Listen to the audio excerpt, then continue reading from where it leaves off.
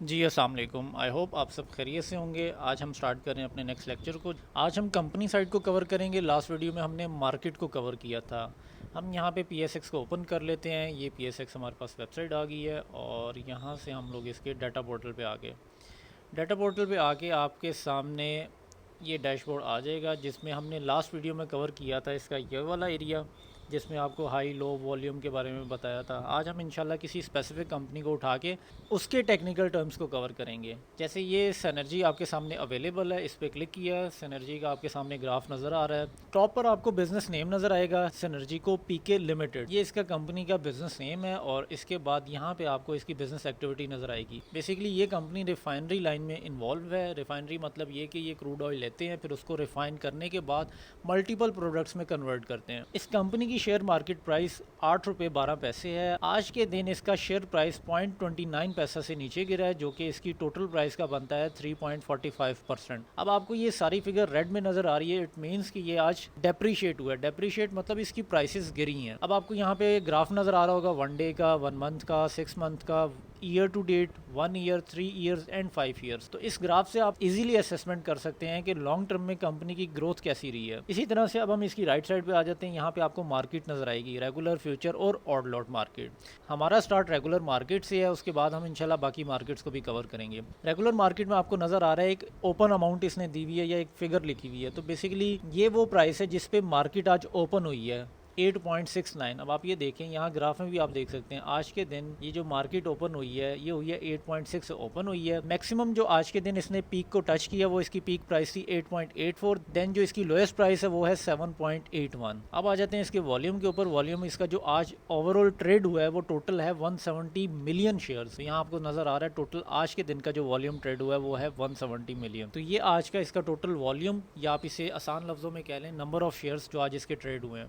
अब हम circuit breaker को समझेंगे कि इसकी यहाँ पे क्या इंपॉर्टेंस होती है। एक आपको यहाँ पे मिनिमम प्राइस नज़र आ रही है और एक मैक्सिमम प्राइस आपको नज़र आ रही है।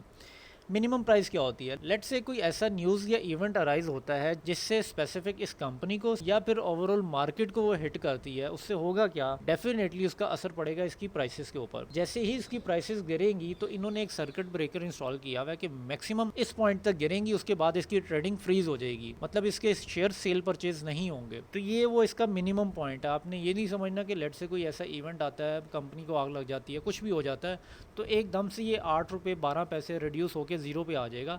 तो ऐसा कभी नहीं होगा। यहाँ पे ये सर्किट ब्रेकर सॉल्व है कि यहाँ पे आके ट्रेडिंग रुक जाएगी, देन अगले दिन सेम वर्किंग डे पे फिर यहाँ से ये स्टार्ट होगी। इसी तरह से मैक्सिमम पॉइंट ये इसका है। लेट से आप कह लें कोई ऐसा न्यूज़ या इवेंट आता है जिससे इसकी वर्थ में इजाफा होता है, या कह लें कि कोई ऐसी न्यूज़ आती है कि अमेरिका ने डायरेक्टली सिनर्जी को में इन्वेस्टमेंट किया और बड़ी ह्यूज अमाउंट से।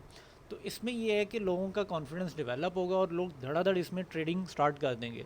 उससे होगा क्या?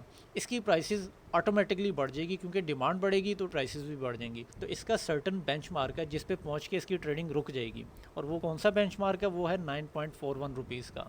तो इससे ज़्यादा इसकी प्राइसेस इंक्रीज़ नहीं करेंगी। तो दोनों एंड पे इन्होंने ब्रेकर्स इंस्टॉल किए हुए हैं कि एक स्पेसिफिक अमाउंट से नीचे गिरने भी नहीं देना और एक स्पेसिफिक अमाउंट है उससे ऊपर भी नहीं जाने देना। तो इसके दरमियान में इसको ट्रेड करवाना। इसी तरह आगे मूव करते हैं डे रेंज के ऊपर। डे रेंज क्या होती है? अब डे रेंज के अंदर वो ये बताता है कि मिनिमम और मैक्सिमम पॉइंट, इन दोनों के बारे में आपको बताता है कि इसके दरमियान ट्रेडिंग होती रही है। मिनिमम शेयर प्राइस इसकी इतनी गिरी है 7.81, ये आपको रिफ्लेक्ट हो रही होगी लो के अंदर। आपको नज़र आ रहा है ये लो 7.81।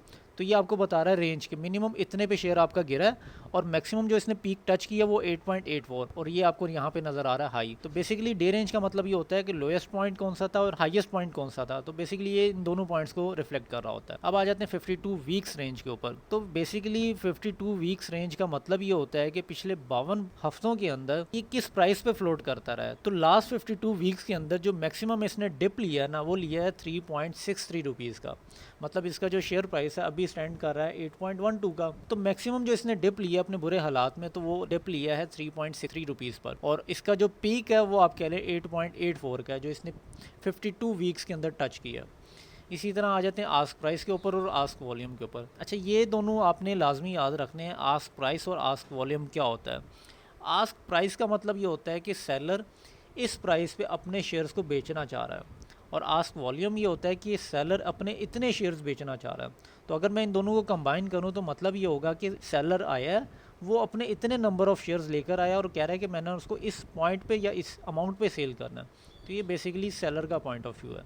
इसी तरह से अगर हम बिड की तरफ मूव करें, वो ये है बिड प्राइस। बिड प्राइस वो प्राइस होती है जिसके ऊपर बायर कहता है कि मैंने परचेज़ करना है, और कितने शेयर्स परचेज़ करने हैं वो बिड वॉल्यूम होता है। तो बेसिकली ये अभी 0-0 इसलिए आ रहा है कि मार्केट क्लोज़ हो चुकी है।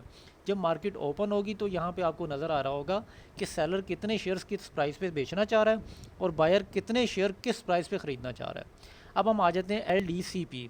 LDCP क्या होता है? LDCP का मतलब ये होता है लास्ट डे क्लोजिंग प्राइस। मतलब इससे जो लास्ट वर्किंग डे था उस टाइम इसकी क्लोजिंग प्राइस क्या थी, वो इसकी क्लोजिंग प्राइस थी 8.41। अच्छा, यहाँ आपको ना एक टिप देने जा रहा हूँ। टिप क्या है? अगर तो last day closing price less हो और आज की ओपनिंग प्राइस हायर हो तो आपको इंट्रा डे ट्रेडिंग करने में बड़ा मज़ा आता है। उसकी वजह पता है क्या है? प्राइसेस से कल कम, आज वो ओपन हुई है ज़्यादा से, तो इसका मतलब क्या है कि आज के दिन इन्वेस्टर्स का इसमें बड़ा इंटरेस्ट है, जिसकी वजह से आप मैक्सिमम प्रॉफिट गेन कर सकते हैं।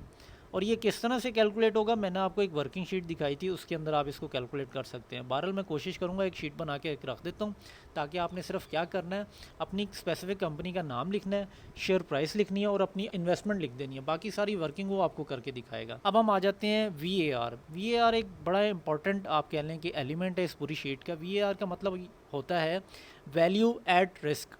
वैल्यू एट रिस्क का मतलब ये है कि लेट से मार्केट में कोई ऐसा इवेंट अराइज हो जाता है, कह लें पाकिस्तान इंडिया की जंग स्टार्ट हो जाती है, तो मैक्सिमम ये वो परसेंटेज है, परसेंटेज मतलब 21% चांसेस हैं कि इसकी जो टोटल वैल्यू है उसका 21% स्टेक पर लगा होगा। मतलब इससे ज़्यादा वो नीचे नहीं गिरेगा। लेट से अभी 8.12 पे है ना, तो मैक्सिमम ये जो इसका डाउनफॉल आएगा वो 21% से आएगा, इससे ज़्यादा वो नीचे नहीं गिरेगा। तो ये बेसिकली आपको बताता है असेसमेंट करके कि कोई भी ऐसा इवेंट अराइज हो जाए जिसके अंदर हालात इतने ख़राब हो जाते हैं कि मार्केट प्राइसेस नीचे गिरती हैं, तो मैक्सिमम कितना गिरेगा? 21% के साथ। तो ये आपका टोटल इसमें वैल्यू एट रिस्क होती है। हेयर कट क्या होता है? हेयर कट आपका नॉर्मल मार्जिन ट्रेडिंग में या आप कह लें फाइनेंसिंग में इस्तेमाल होता है, तो अभी ऐसा सच आपका इसके साथ डायरेक्ट कोई कंसर्न नहीं है, तो आप इसको ईज़िली इग्नोर भी कर सकते हैं। सेकंड पे हम आ जाते हैं PE रेशो के ऊपर। PE रेशो क्या होती है? PE रेशो बेसिकली होती है कि इसके 1 रुपये की अर्निंग के लिए इन्वेस्टर कितना पे करने के लिए तैयार है, तो वो है 162.40। तो बेसिकली ये एक रेशो है जो आई होप आप लोगों को समझ आ गई होगी। इंशाल्लाह नेक्स्ट वीडियो में हम फर्दर कॉन्सेप्ट्स को कवर करेंगे। अपना ख्याल रखिएगा, मिलते हैं इंशाल्लाह नेक्स्ट वीडियो में। अल्लाह हाफ़िज़।